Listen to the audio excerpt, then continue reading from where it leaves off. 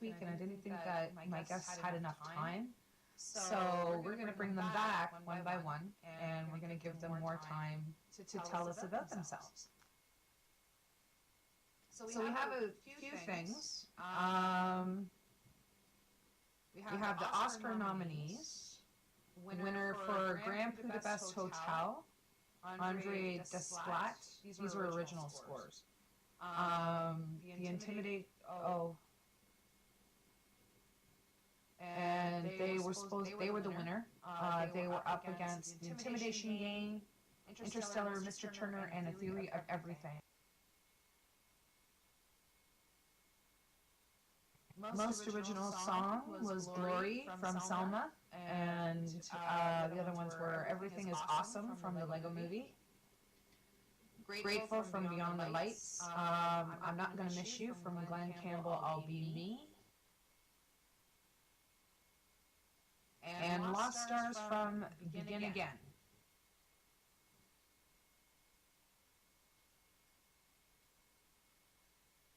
And that's for the best song.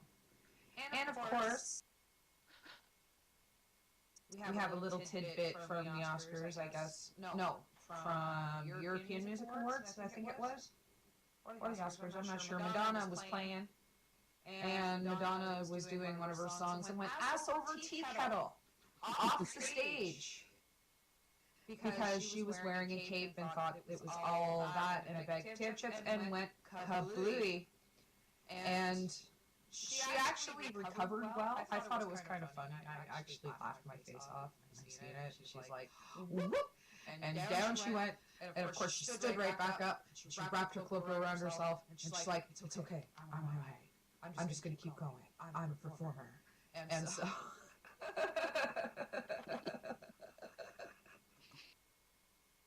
Did you see that, Rhia? Yes, I did. I thought she was pretty classy the way she just got up and kept on going, though. You know, a lot of people would fall apart. But yeah, she's a pro, you know. Yeah, she's a pro in more ways than one. But anyway. Okay. She dates all these younger men and stuff like that. It's like, can't you find a guy your own age? Really? Like, seriously? Why do you have to get a guy? It seems to be a thing, though. I mean, a lot of these women, especially these movie stars, are doing that. So it seems to be a thing. I wouldn't do it personally, but I don't see the attraction personally. I dated a guy that was 8 years younger than me, and it was okay for a while, but then it got kind of weird because he was not very mature. I did that once. He was 7 years younger, and I felt like I was his mother, and it was just weird. I just couldn't do it. Yeah, that's weird at times. You just kind of go, But Madonna's the goddess of that. She dates guys in their 20s and she's in her 50s, so it's like, you had your kids and everything. Like, before these kids were born, and you're dating them, like, really. I think probably it's just the sex drive thing. She's still got one, and these young kids still, they're in their prime, so, that's what she's going for. I guess. I don't know. She does a lot of that weird shit and that yoga and all that stuff, so. Yeah. Maybe she has a really good sex drive. I don't know. But it's the only thing I can figure. But her going ass over tea kettle was funny as hell. I'm sorry, but I found that funny because she's always so poised and so perfect on stage, and her just falling over was just, oh my god, you humans, this is great. Ah, you look funny. I bet that guy who pulled her off the stage probably got fired too. Yeah, I know, right? You are fired, you ruined my shot. Yeah, I was looking at that, and they already have it spoofed out and stuff, and I'm just howling with laughter, and it's like, oh my goodness. Oh, and Suge Knight is still not feeling well. Poor baby. He's still got a tummy ache, so I don't know when he's going to go back into court, so I'm kind of waiting for that, because I think he's up for murder, so yeah. You think he's got a tummy ache? He's convicted. He's going to have a whole lot more than that. Oh, yeah. He's going to have bubble going, hey, baby, what you want? Oh, goodness. So, last week you told us that you perform live all over SL. Mm-hmm. And do you perform in RL too?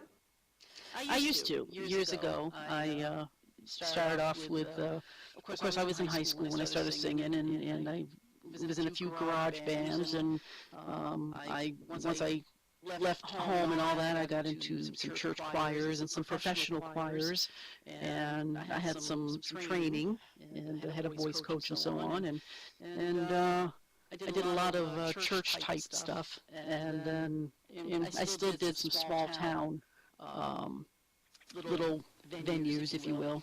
And then I raised a bunch of kids, got out of music for a little bit, and then I got into SL and started singing again, and it's been wonderful. It's been wonderful to be able to get back into my music again, because I've missed it so much. That's awesome. So, in all these places that you go to and that you play at, which one's your favorite? Well, I've got a couple of favorites, actually, and one of which I'm going to be playing it tonight. That would be the Fillmore. That's my home venue.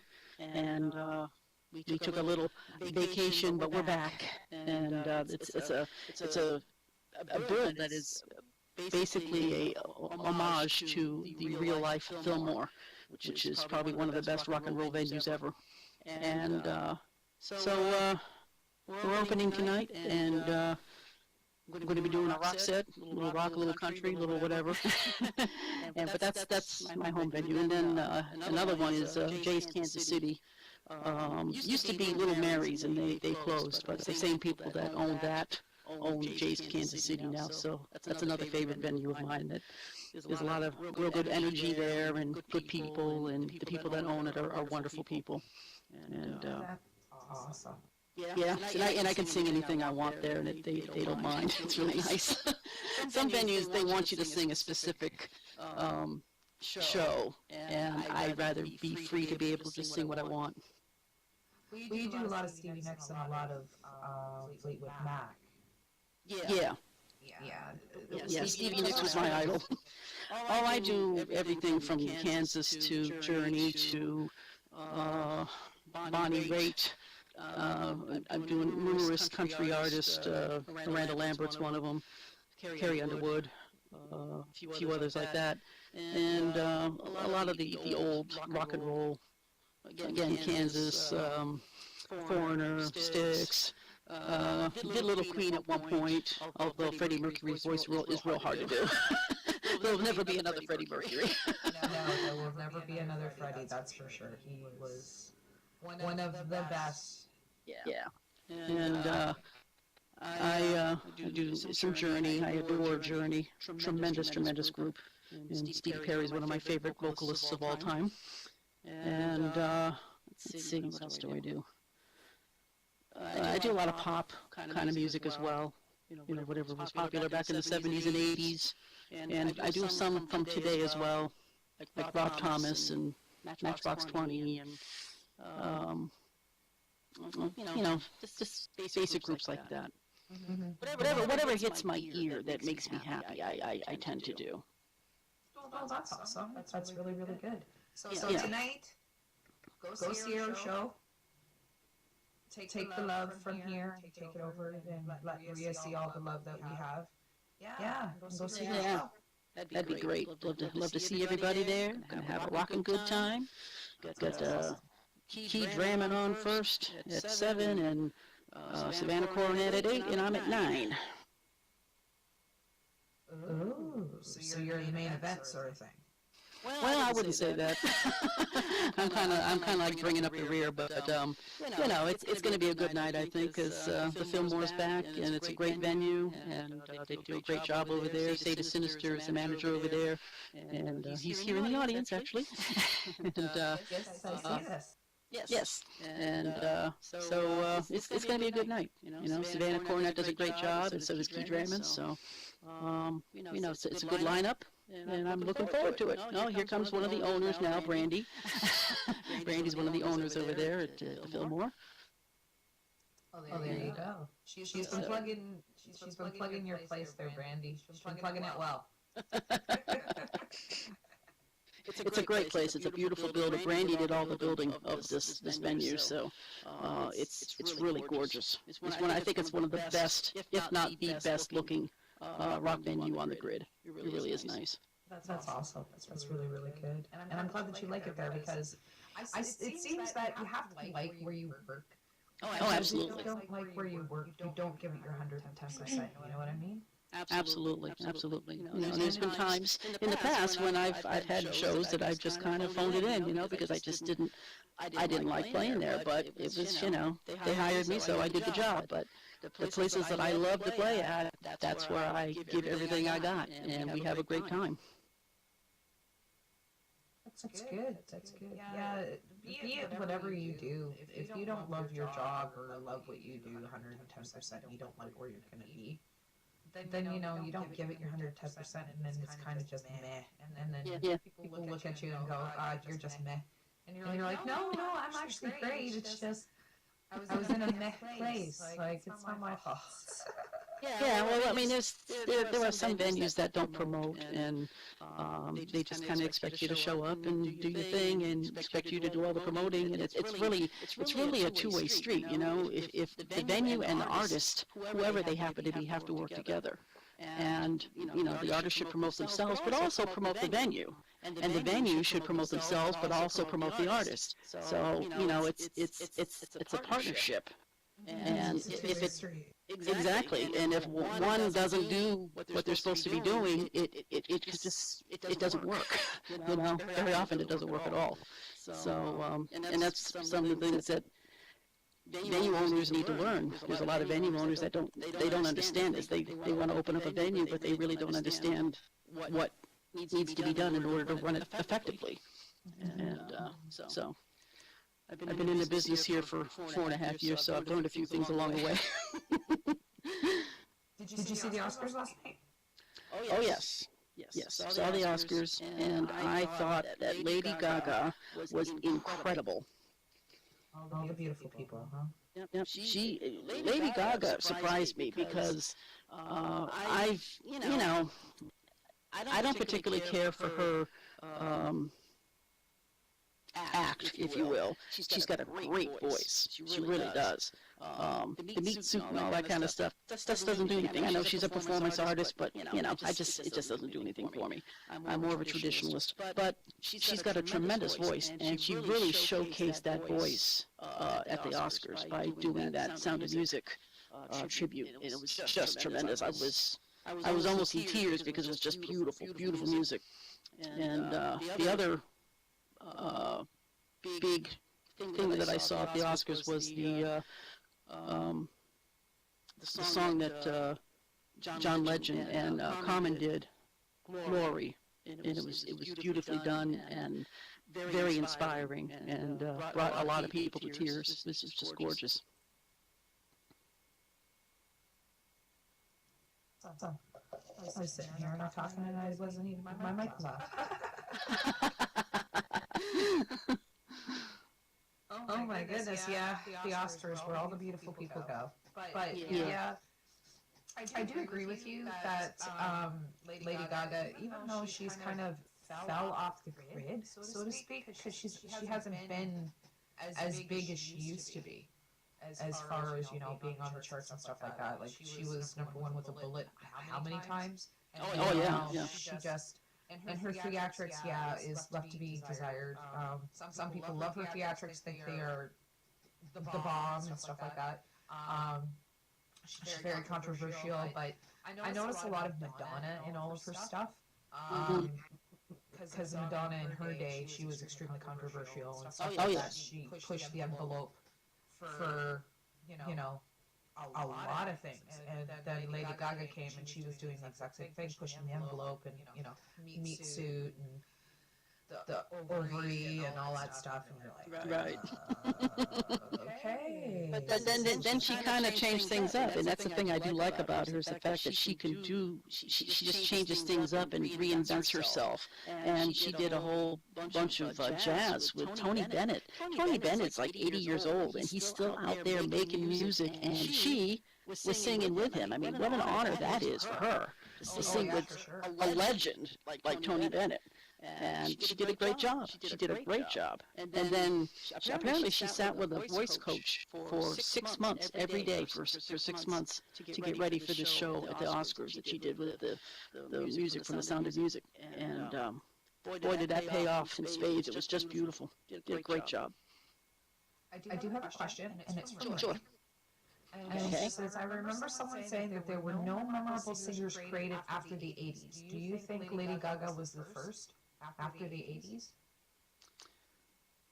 I think she certainly got people's attention, and I think she kind of had to because of, you know, the 80s. I mean, you had the hair bands, you had, Madonna was big in the 80s, you know, and she kind of died out. And Lady Gaga comes along and she really shook everybody up because she was so completely different. And the 80s kind of lulled us, and then the 90s were almost not even memorable.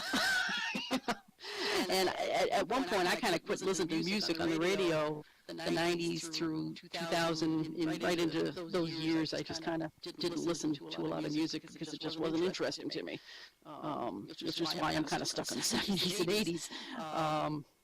But yeah, Lady Gaga really was probably one of the more memorable ones, only because she just, as you say, pushed the envelope. She was just different than anybody else, as was Madonna.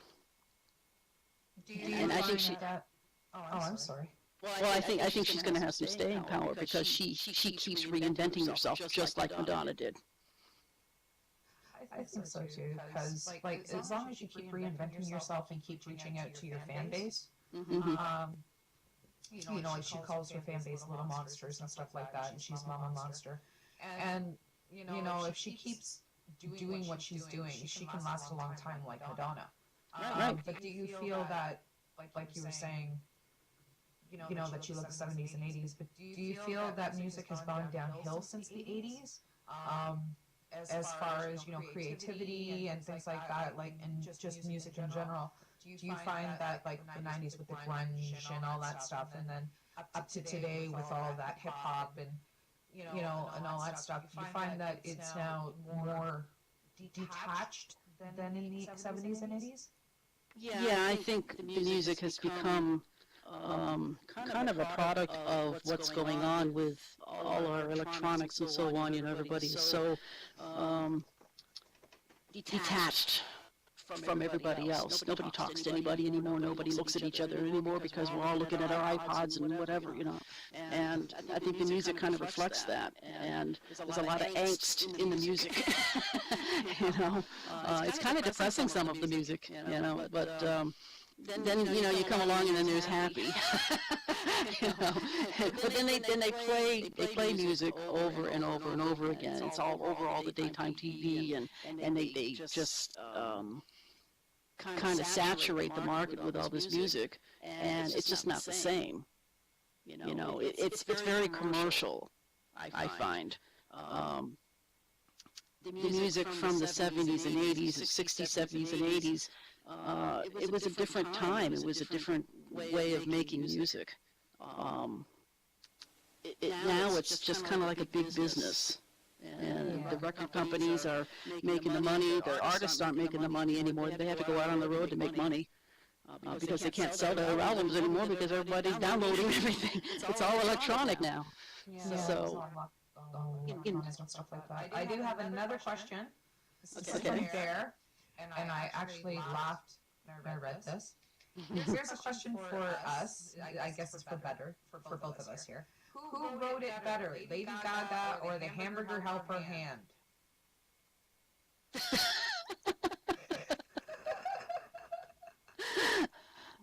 you're going to have to help me out with that one because I'm not a huge follower of Lady Gaga, so I don't know a lot of her music. I think the Hamburglar did it better than either one of them. Just put it that way. Okay, you've gone over my head. I have no idea what you're talking about. So. I'm thinking he's talking about the meat suit and the Hamburger Helper Hand. Oh, okay.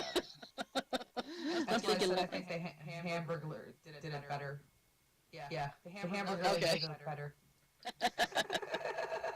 In my opinion. Yeah.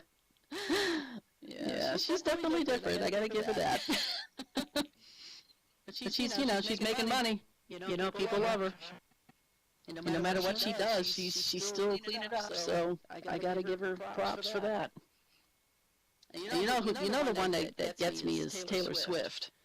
Taylor Swift is 25 years old, and she is tremendous. She's won award after award after award after award, whether it's country music or pop music or whatever she wants to do with herself. She's very businesslike. She's got a very good head on her shoulders for such a young person, and she is tremendous. She really is. I mean, I'm not a huge fan of her kind of music, but I think she's done pretty well for herself, considering her age. And she's going to be around for a long time, I think. And you mentioned Happy now. I love that song to death. Oh, yeah. I think that's like one of the most catchiest tunes out there right now is Happy. And I've yet to meet somebody that actually doesn't like the song. Seriously. Oh, I know several. In fact, I sing it in my set every now and then, but some people have, they don't like it anymore because it's been oversaturated. And I know one person in particular that hates the song, so I try not to sing it when he's around. And Weird Al doing Tacky, which was even more stellar. Like this. So what are you going to sing for us today? Well, I'm going to do a little bit of Allman Brothers. This is a great song that Warren Haynes wrote when he was with Government Mule, and then the Allman Brothers also had the song when he joined the Allman Brothers band. It's called Soul Shine. Okay, awesome. Great song. So I'm going to have to switch headphones. Want me to start? Yep. Okay. Just toggle on your music, people, and you'll be able to hear her. All right, here I am. Let me know when you can hear me.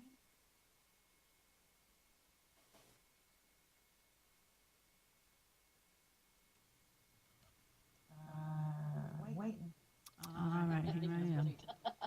Let me know when you can hear me. Okay, we can hear you now. Okay, very good. Here we go.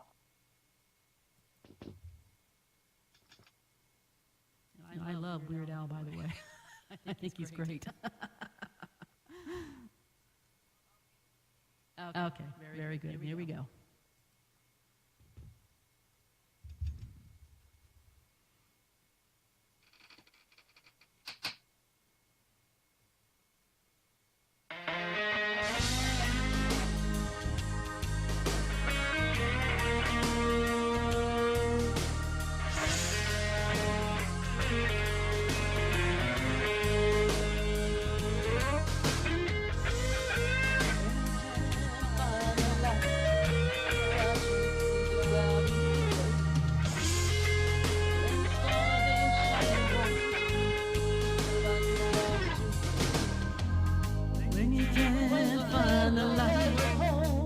You through the cloudy day.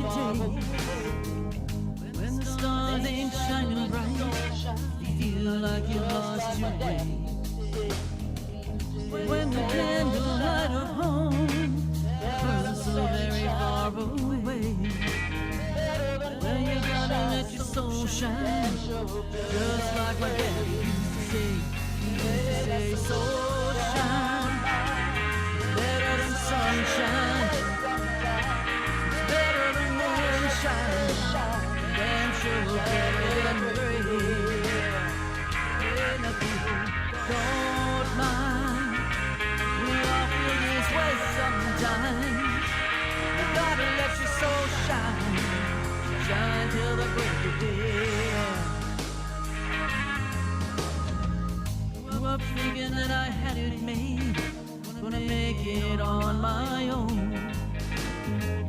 Life can test the strongest men, make them feel so all alone. Now sometimes I feel a cold wind blowing through my aching bones. I think back to what my daddy said. He said, girl, in this darkness before the dawn, let your soul shine. sunshine, better than moonshine, damn sure better than rain. Yeah, the people don't mind. We all feel this way sometimes. Gonna let your soul shine, shine till the break of day. Sometimes a man can feel the emptiness of a woman, the trouble of his very soul. A woman too, God knows she can feel like this, yeah. And when your world seems cold, you gotta let your spirit take control. Hey now.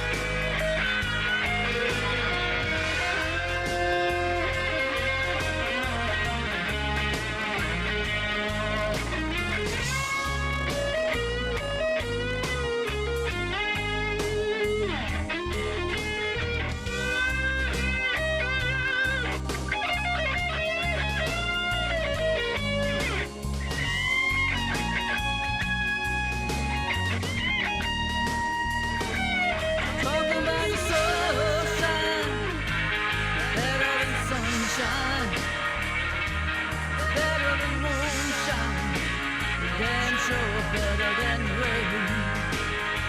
Yeah, the people don't mind. We all feel this way sometimes.